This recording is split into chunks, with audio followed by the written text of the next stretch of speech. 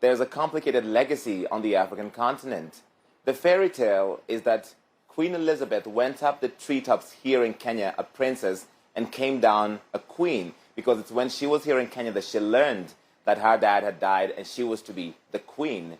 But that also was the start of the 8 years after that the Kenyan colonial government cracked down. The British colonial government cracked down brutally on the Mau Mau rebellion against the colonial administration. They herded more than 1 million people into concentration camps where they were tortured and dehumanized. And so across the African continent, there have been people who are saying, I will not mourn for Queen Elizabeth because my ancestors suffered great atrocities under her people and that she never fully acknowledged that. And that is why among African Twitter, among black Twitter and other social media, there's been many people who are ungovernable with takes that maybe don't quite follow the official state religion, which is why you see a statement like this from the South African opposition party, the Economic Freedom Fighters, that said, we do not mourn the death of Elizabeth because to us, her death is a reminder of a very tragic period in this country and Africa's history.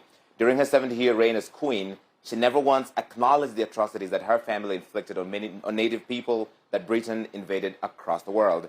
If there is really life and justice after death, may Elizabeth and her ancestors get what they deserve. There are people on social media who are calling out this sort of statements for saying this is not the right time, you should honor the dead. But the critics say, when is really the right time to talk about the legacy of colonialism and the many, many after effects that continue to live with us today?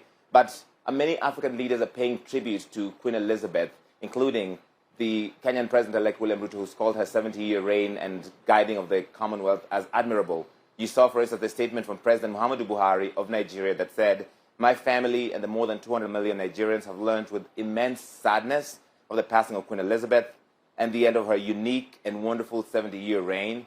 She was the only British sovereign known to 90% of our population. And while there are people who supported President Buhari for that, he has gotten a lot of criticism for that sort of sentiment. To use the slang of the times, he's gotten ratioed for many people seeing him ignoring the impact of British colonialism in Nigeria, Michael. Yeah, honouring the woman, but acknowledging the stain of colonialism.